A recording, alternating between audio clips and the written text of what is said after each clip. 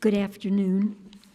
I am going to read from The Importance of Rights in a book by Joseph Campbell. And it's just sort of a little introduction. One of my favorite ballets happens to be Rite of Spring. And it, for a variety, is this loud enough? Yes. Okay.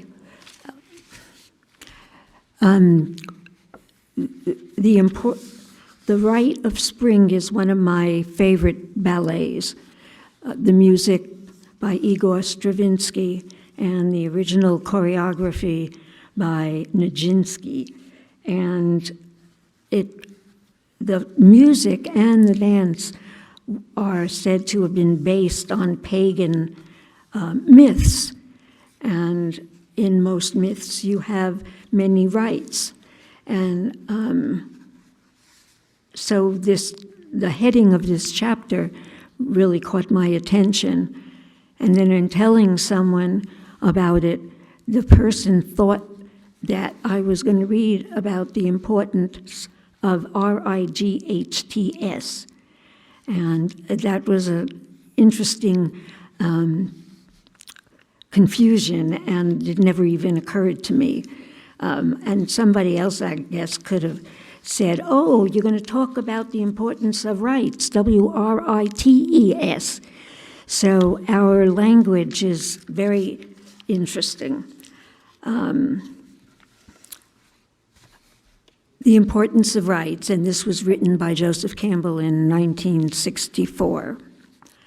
The function of ritual, as I understand it, is to give form to human life, not in the way of a mere surface arrangement, but in depth. In ancient times, I'm not going to believe this. Nobody is supposed to have this phone number.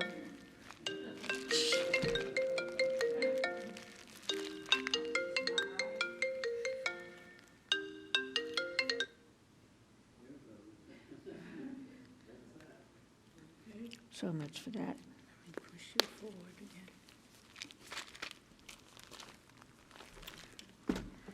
Don't want you to fall off. Okay. Can't fall off, so we have to. Okay. Is that good? I think so. Yeah. Yes. Is this good? In my next life, I've already requested that I be 6 feet tall.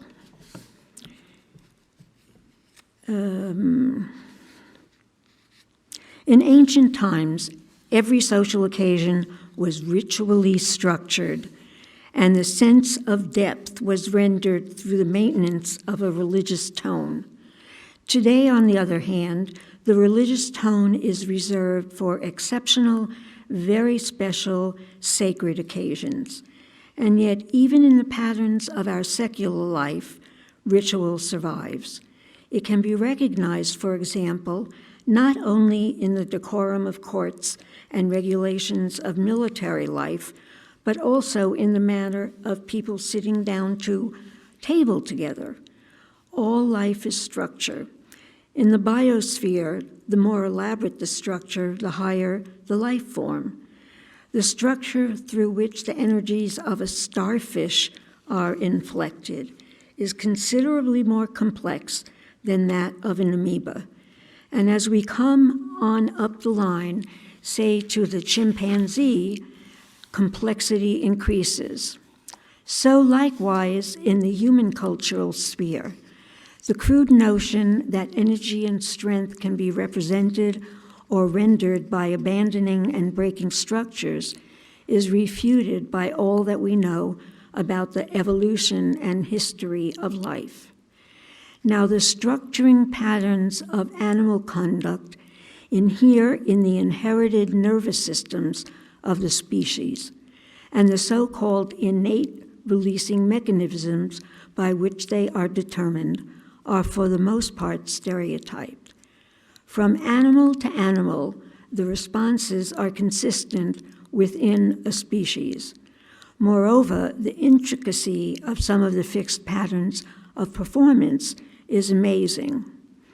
The nest building of certain birds, the oriole, for example, fashioning its delicate hanging nest, or among insects and arachnids, the miracle of a spider web.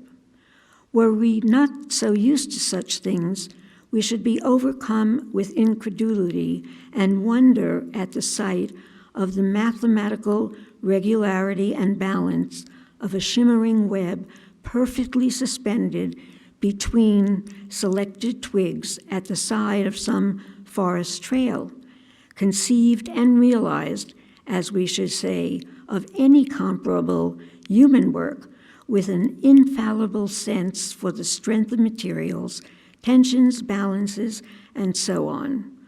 All such little architectural marvels, beehives, anthills, nautilus shells, and the like, are produced according to inherited skills ingrained in the cell and nerve systems of the species. Our human species, on the other hand, is distinguished by the fact that the action-releasing mechanisms of its central nervous system are, for the most part, not stereotyped, but open. They are susceptible, consequently, to the influence of imprintings from the society in which the individual grows up. For the human infant is born, biologically considered, some 10 or 12 years too soon.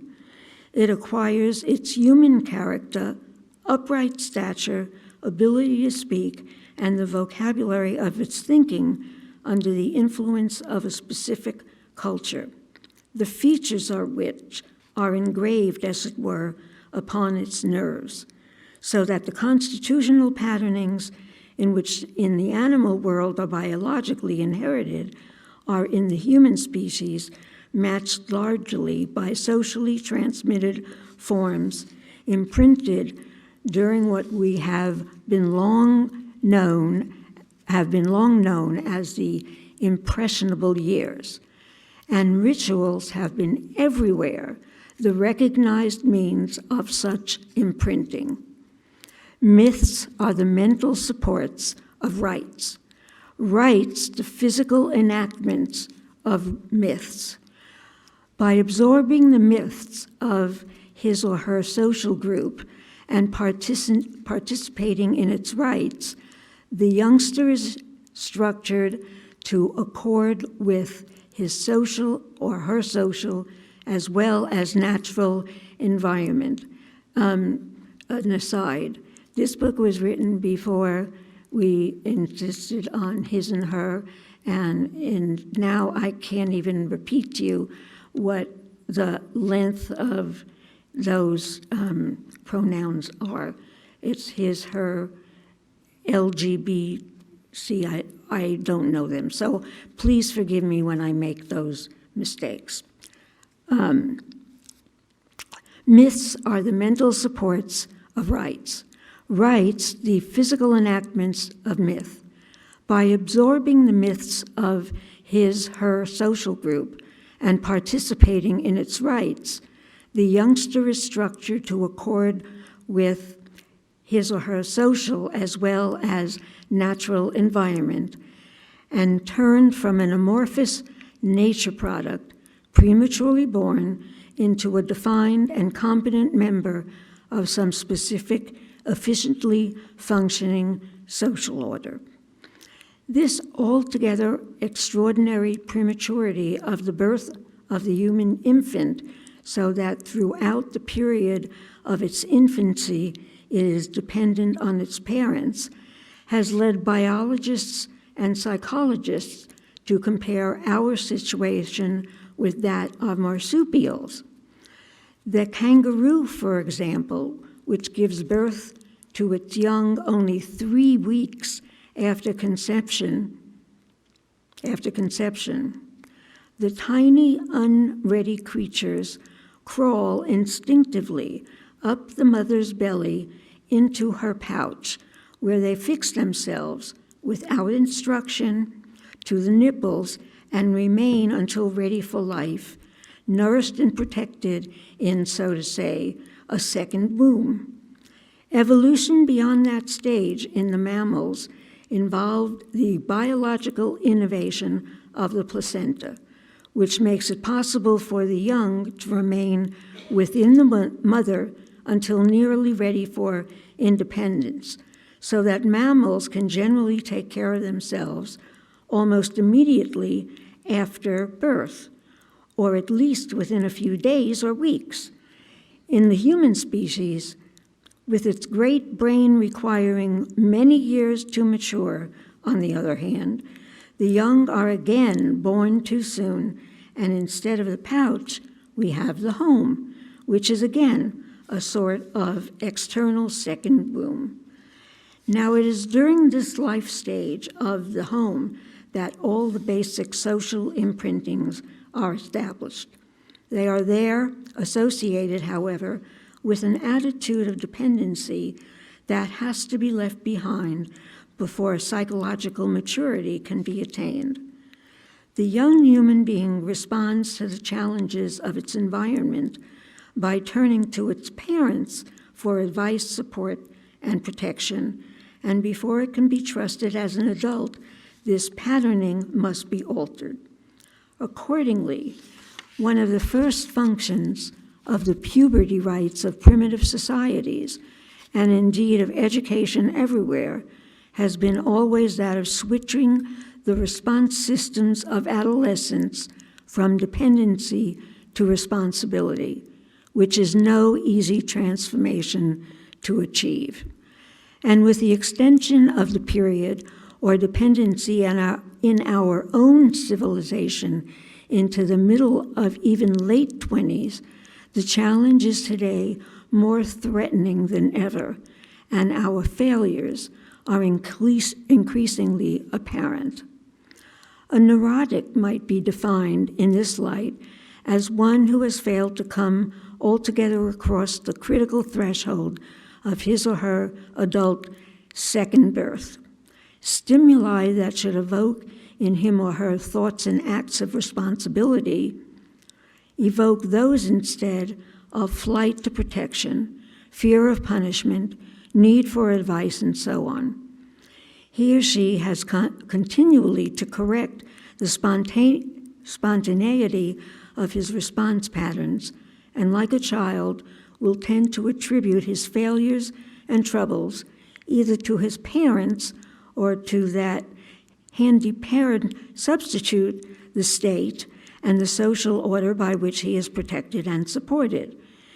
If the first requirement of an adult is that he should take to himself responsibility for his failures, for his life, and for his doing within the context of the actual conditions of the world in which he dwells, then it is simply an elementary psychological fact that no one will ever develop to this state who is continually thinking of what a great thing he would have been had only the conditions of his life been different.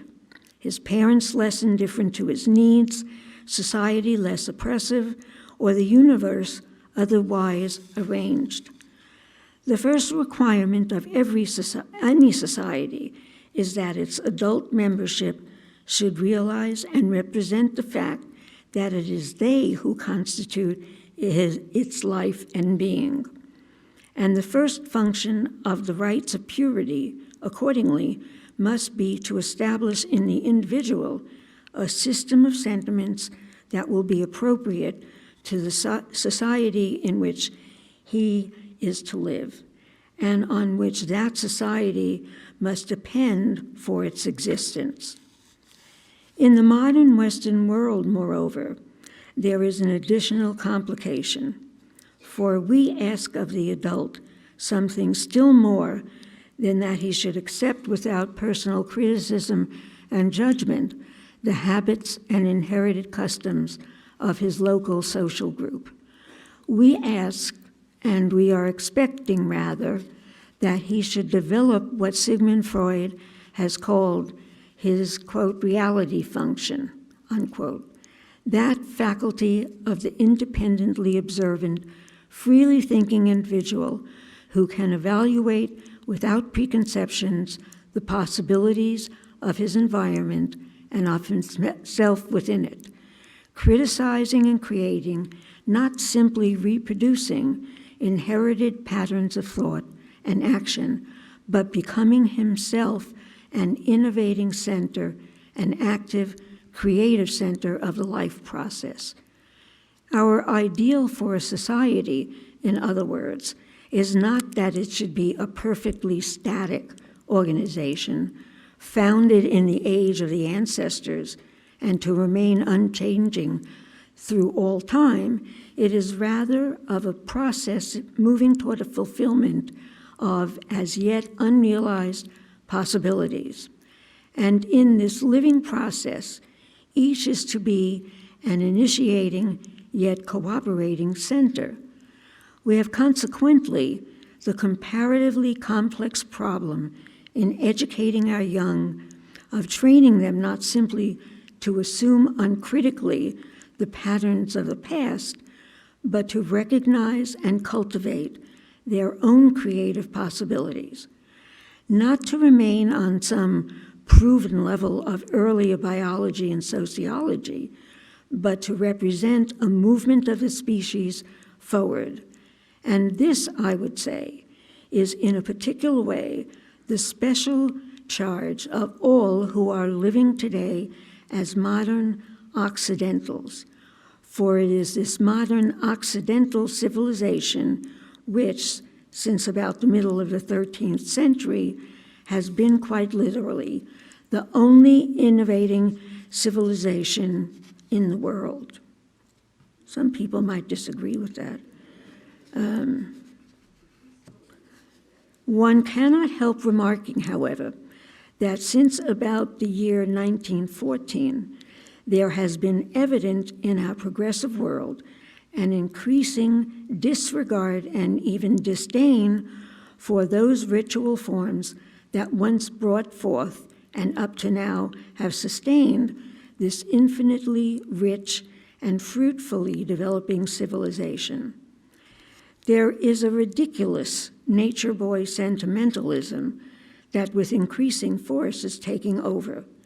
Its beginnings date back to the 18th century of Jean-Jacques Rousseau, with its artificial back-to-nature movements and conceptions of the noble savage.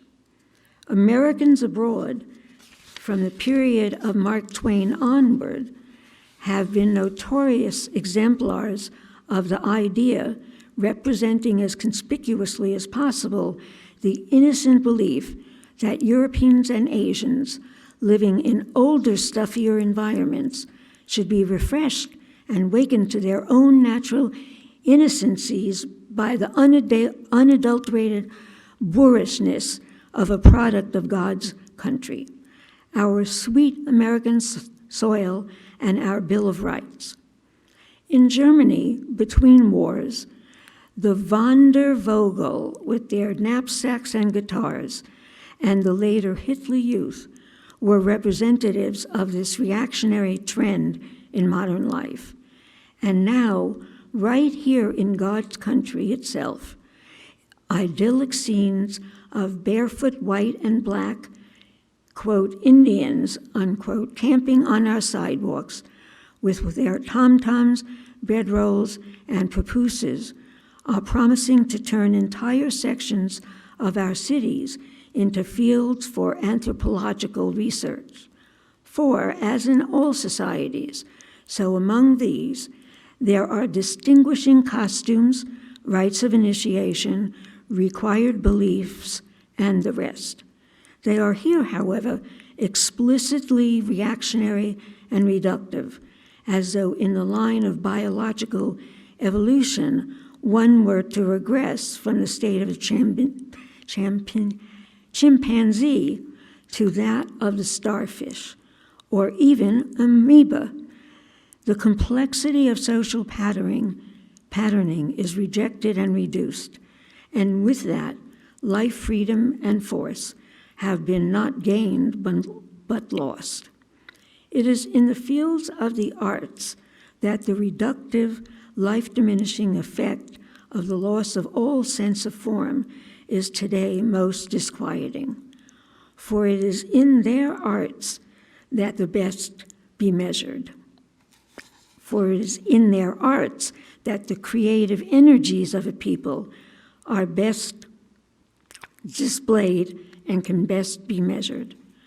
One cannot help comparing the case today with that of the arts in ancient, aging Rome. Why is it that Roman works of architecture and sculpture, for all their power and facility, are less impressive, less moving, less significant formally than the Greek? Many have thought about this problem, and the other night an answer came to me in a dream that I would offer now as a major illumination. It is this, that in a small community like Athens, the relationship of the creative artist to the local social leaders would be forthright and direct. They would have known each other since boyhood, whereas in such a community as, say, our modern New York, London, or Paris, the artist who would be known has to go to cocktail parties to win commissions, and those who win them are the ones who are not in their studios, but at parties, meeting the right people and appearing in the right places. They have not been quite enough engaged in the agony of solitary creative work to press beyond their first acquisitions of marketable styles and techniques.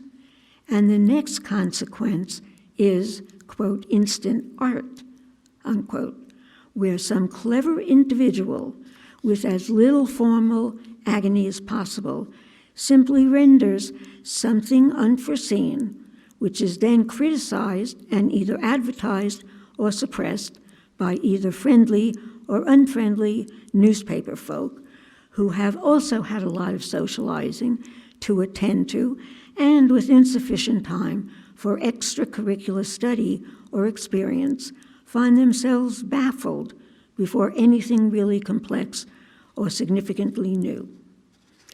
I recall with unmitigating loathing the reviews that appeared of Finnegan's Wake in 1939. It was not enough that truly epochal work was dismissed as unintelligible. It was dismissed with highfalutin disdain as an arrant hoax and waste of everybody's time. Whereas 2 years later, Thornton Wilder's The Skin of Our Teeth, which is based entirely from beginning to end on the inspiration, themes, characters, plot, motifs, and even incidental details drawn directly, obviously, and unashamedly from the great Irishman's Finnegan's Wake, was awarded. That whole thing was talking about why that Thornton Wilder's The Skin of Our Teeth was very inferior to Finnegan's Wake, and Thornton Wilder even just took everything for The Skin of Our Teeth from Finnegan's Wake. So that was a long list of things that Thornton Wilder, what's the word that he used, just took unashamedly from the great Irishman's Finnegan's Wake, and was awarded, this is The Skin of Our Teeth, was awarded the journalistic Pulitzer Prize as the greatest American play of the blessed season. Practically without exception, the significant modern work has, in the first place, an extremely difficult time coming to public notice at all. And in the second place, if it ever does appear, the so-called critics will almost certainly knock it out. It is not interesting, for example, to return to the history of James Joyce, that in the whole length of his career, this greatest literary genius of our century was never awarded the Nobel Prize? Or is it any wonder that at the present moment, we have no known creative work at all to match the requirements and possibilities of this fabulous period of ours, post-World War II, of perhaps the greatest spiritual metamorphosis in the history of the human race? The failure is more calamitous, since it is only from the insights of its own creative seers and artists that any people has ever derived its appropriate life-supporting and maturing myths and rites. Let me recall at this point Nietzsche's statements regarding classic and romantic art. He identified two types or orders of each. There is the romanticism of true power that shatters contemporary forms to go beyond these to new forms. And there is, on the other hand, the romanticism that is unable to achieve form at all, and so smashes and disparages out of resentment. And with respect to classicism, likewise, there is the classicism that finds an achievement of the recognized forms easy and can play with them at will, expressing through them its own creative aims in a rich and vital way. And there is a classicism that clings to form desperately out of weakness, dry and hard, authoritarian and cold. The point I would make, and which I believe was also Nietzsche's, is that form is the medium, the vehicle, through which life becomes manifest in its grand style, articulate and grandiose, and that the mere shattering of form is for human as well as for animal life a disaster, ritual, and decorum being the structuring forms of all civilization. In my own experience, I came to appreciate most vividly the life-amplifying service of ritual when in Japan some years ago I was invited to a tea ceremony of which the host was to be a distinguished master. Now, if there is anything in this world more demanding of formal accuracy than the procedures of a Japanese tea ceremony, I should like to know what or where it might be. There are in Japan, I am told, people who have studied and practiced tea all their lives without achieving perfection. So exquisite are its rules. And needless to say, in the tiny tea house, I myself was the proverbial bull in the china shop. In fact, the one outstanding general experience of the foreigner in Japan is that he or she will never quite be right. The forms have not been bred into our bones. Even our body is the wrong shape. And the tea ceremony, which is the quintessential distillate of the whole formal wonder of that exceedingly formal civilization, comes to its own formal culmination after a number of ritualized preliminaries in the highly stylized act of the tea master stirring and serving his tea to a very small number of guests. I shan't go into detail, and actually couldn't if I would. Suffice to say that every gesture and even tilt of the head is controlled, and yet when I later talked with the other guests, they spoke with praise of the spontaneity of this master. The only term of comparison I could think of at the time was the poetic art of the sonnet, for there too is a very demanding form, yet the poet acquires within it a force and range of expression that he or she could never have gained without it, and thereby a new order of freedom. I had the privilege of observing in Japan the styles of a number of tea masters and learned to see how each was actually relaxed and free in performance. The ritual of the civilization had become organic, as it were, in the master, and he could move in it spontaneously with expressive elaboration.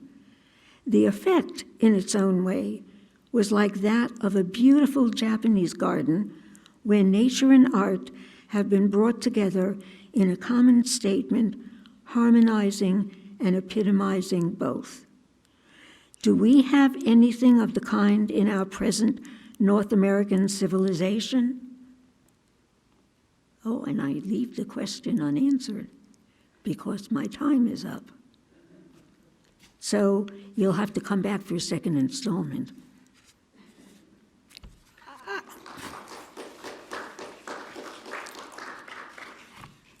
The author has a very keen sense of humor, and I don't know if it came across in my reading it. It makes me smile when I read it, and it's very dry, and I enjoyed it. So, you are quite welcome.